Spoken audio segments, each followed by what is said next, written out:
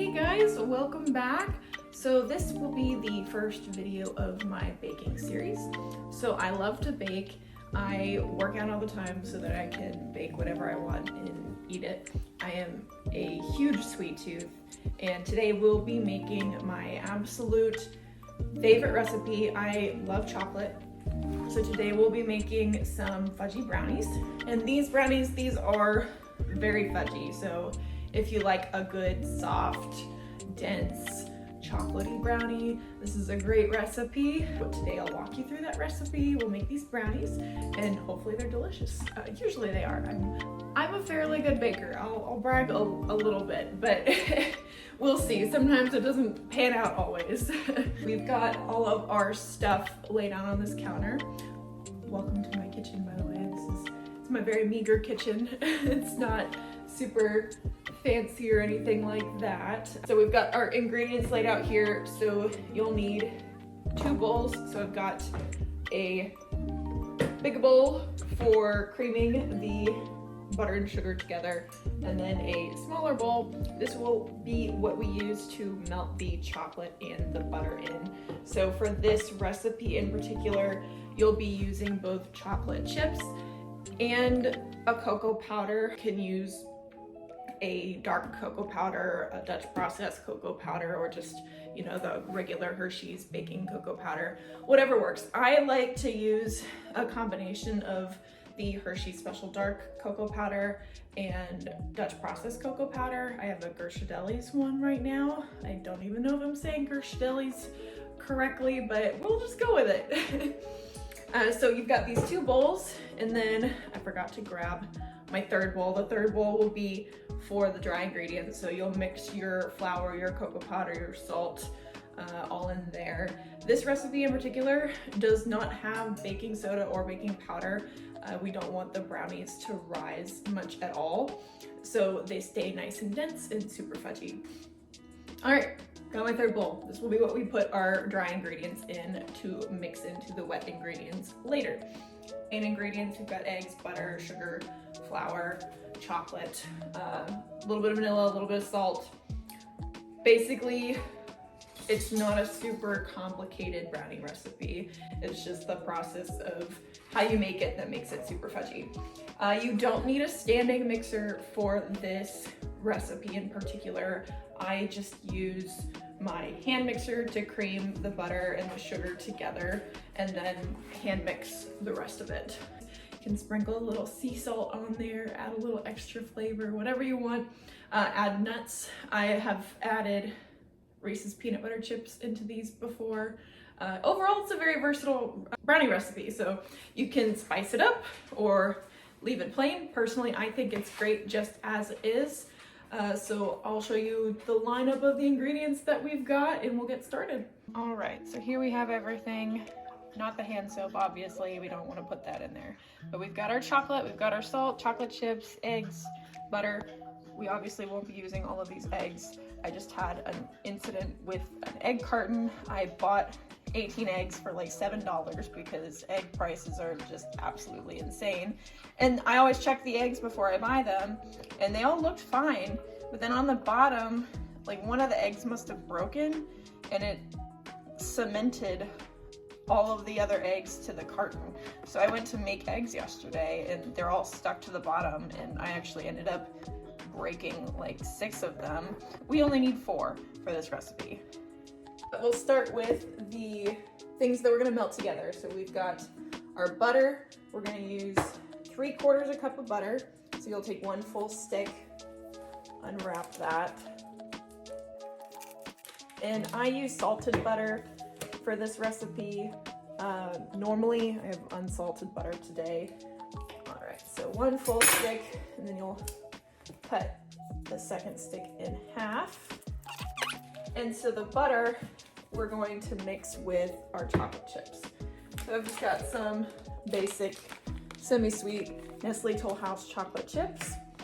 And you can use any kind of chocolate chips. I like the semi-sweet because if you use like a milk chocolate or even a dark chocolate, it can make it far too sweet. 1.5 cups of chocolate chips. So Got that measuring cup here.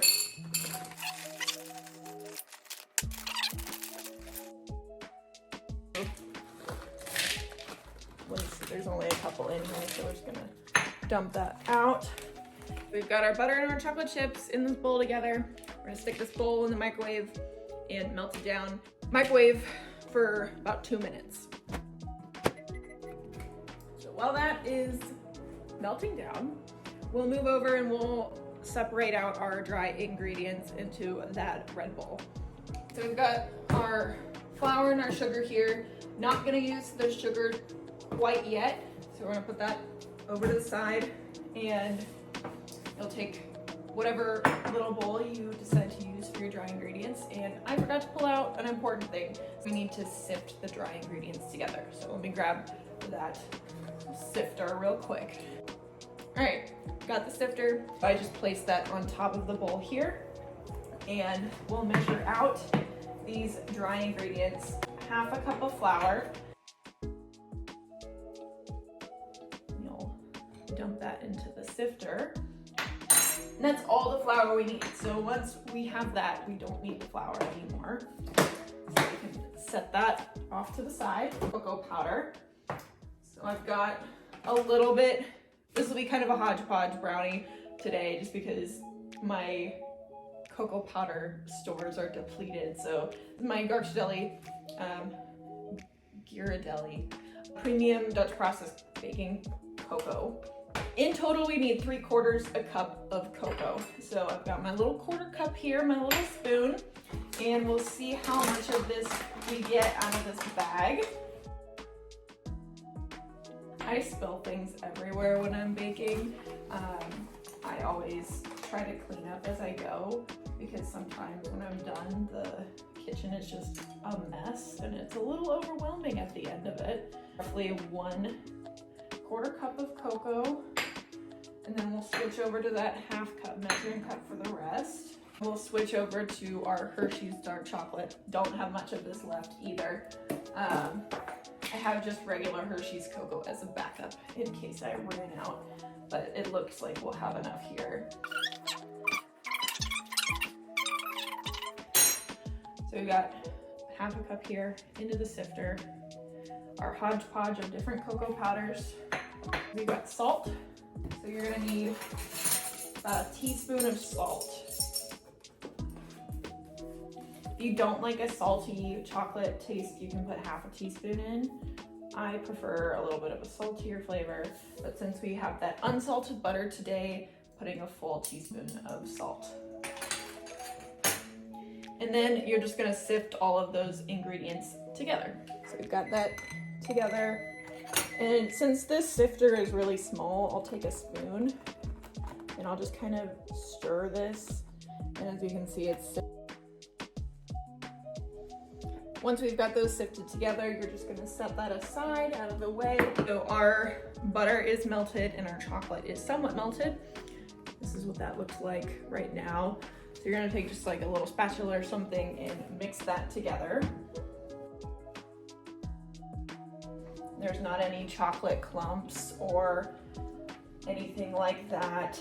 It should look very silky. If your chocolate's not melting as quickly as you'd like as you're stirring, you can stick it back in the microwave for another 30 seconds. You don't want it too hot, because if you pour it into your egg mixture, it will actually cook the eggs while you're mixing it. Now we have that nice smooth chocolate. So for creaming the eggs and the sugar together, you're gonna use 4 eggs. So we'll take 4 eggs out of this. 1 cup and 3/4 a cup of sugar. Got our big bowl here, and we'll crack 4 of these eggs into here. Our 4 eggs, our 4 eggs that were stuck to the bottom of the carton. That made me really mad. Get our sugar, and 1 3/4 cups of sugar. We're gonna cream this together, so this is when you'll need that hand mixer. If you have a standing mixer, you can use that. It's just easier to set up and clean the hand mixer, I feel like. So I've got my handy KitchenAid here with the beaters. We'll plug this in and then we're gonna cream it for about 2 minutes until the batter is nice and pale and a little bit fluffy. Make sure you're all set up to go. Got that butter. Why do I keep saying butter? I don't know what I'm talking about. My eggs and my sugar, and we'll cream that together. All right, 2 minutes.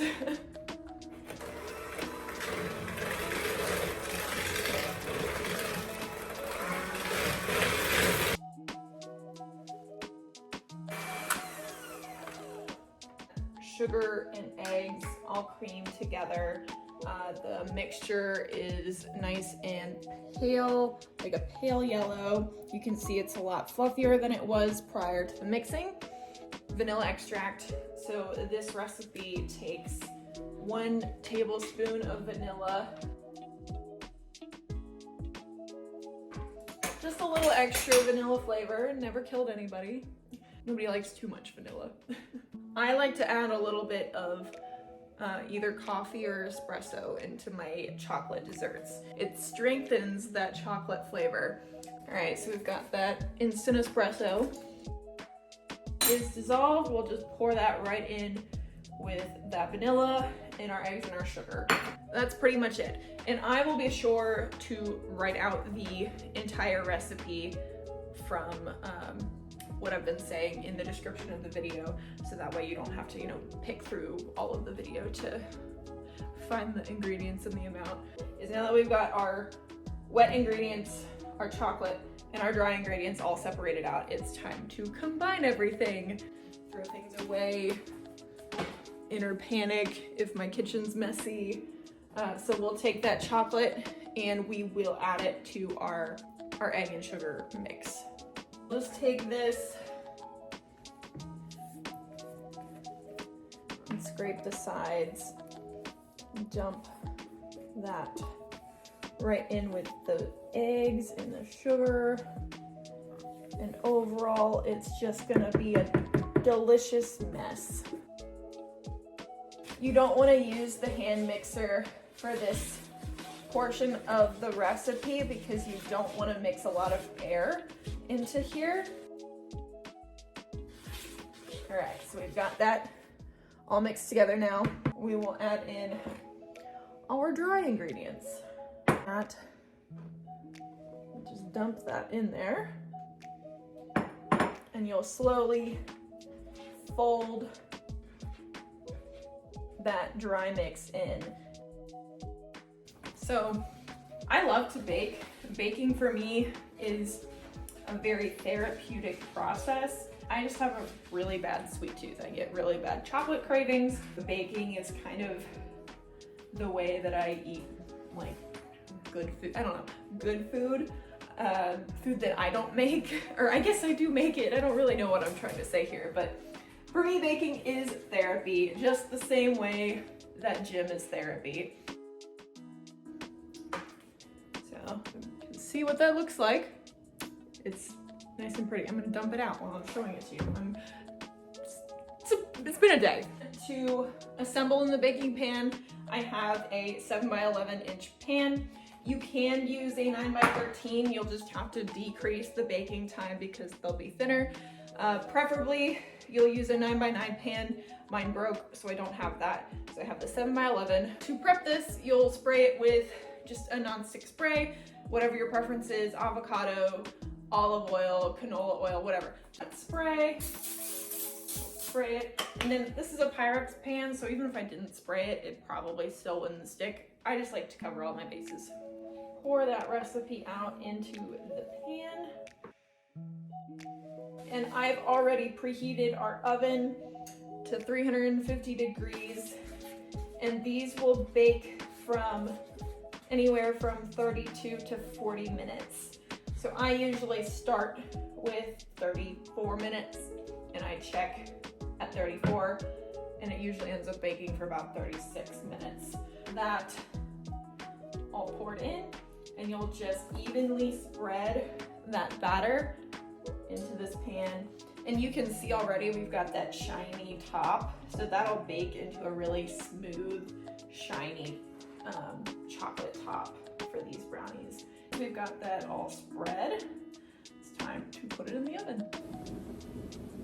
And it's time to just stick them in the oven right behind me here, and we will check on them in about 34 minutes, see how they're coming along, see if they need to bake anymore. All right, so we've got them in the oven, and now we wait for our perfect chocolatey dessert. And this is like a totally unrelated side note, but I actually, I put makeup on today, and I got my hair done yesterday, and normally I just live in gym clothes, and I don't look like an actual human being, but today I'm feeling myself, It's sometimes it's good to be like, oh, I look good today, and I'm gonna eat some brownies. So overall, it's a good day.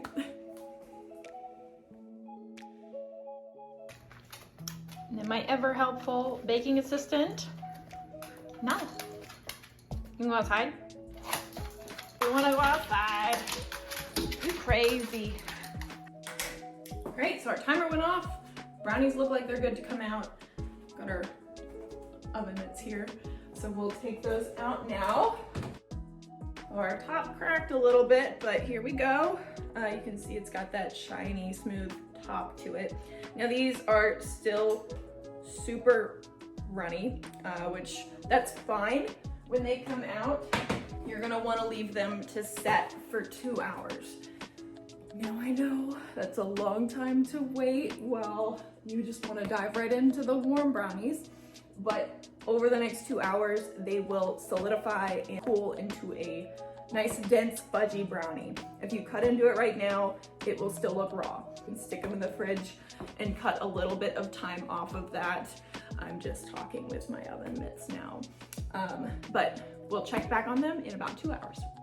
All right, I look a little disheveled now. I went to the gym and walked the dog while I waited for these brownies to cool off.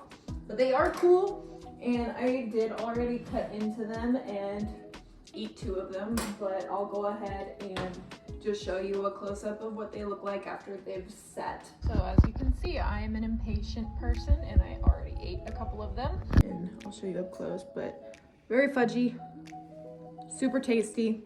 That's it, and hopefully you like it. Let me know if you use the recipe, if you make it, and if you like it below. And if you want to see more baking videos, workout videos, my general thoughts on life, go ahead and hit that like and subscribe button below. And I will see you in my next video. I plan on releasing another workout video this next week, followed by a few shorter workout videos, so I'll focus on a specific exercise and just kind of break it down into whatever variations it could have and demonstrate those variations for you. So hopefully you can use those in your workouts. Now I'm gonna eat this whole thing of brownies and I'll go do cardio tomorrow. But I hope you have a wonderful evening, and I'll see you next time.